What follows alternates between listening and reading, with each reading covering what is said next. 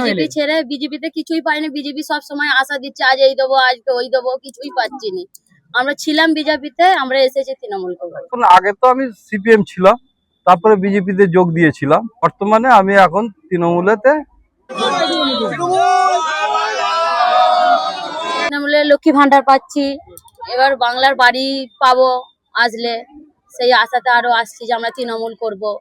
বেগড়ি অঞ্চলের 2023 সালে contesting candidate হেমন্ত সরকারের নেতৃত্বে আজকে প্রায় 150-র উপর মানুষ আজকে তৃণমূল কংগ্রেসের মমতা বন্দ্যোপাধ্যায় উন্নয়ন এবং আমাদের নেতা সর্বোপরি সকলের প্রিয় সাংসদ অভিষেক বন্দ্যোপাধ্যায়ের নেতৃত্বে তৃণমূল কংগ্রেসে ওরা যোগদান করছে।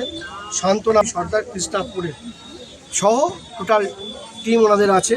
আর আমাদের উত্তর চব্বিশ অঞ্চল তৃণমূল কংগ্রেসের 48 নম্বর বুথের বুথ সভাপতি নীলমাধব হাজরার নেতৃত্বে সমীর কোলে, উমাকান্ত কাঁড়ার, বুলা কোলে, বিভূতি কোলে, সনাতন কোলে, চরণ ব্যাদ, রমেশ বাগ, গোবিন্দ রায়, এরা সবাই আজকে আমাদের তৃণমূল কংগ্রেসে যোগদান করছে।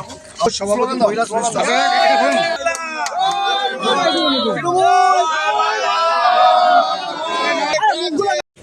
কালকে সব বিলগুলো করে ফেলতে হবে কালকে। হ্যালো,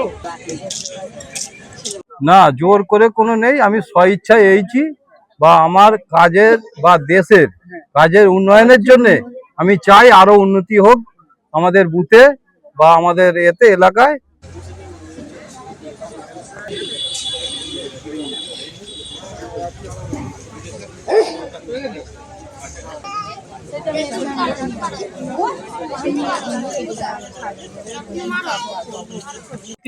না, বিজেপি সবকিছুই খালি আশা দিচ্ছে আজ এই দেবো, কাল সেই দেবো, কিন্তু কিছুই দিচ্ছে না।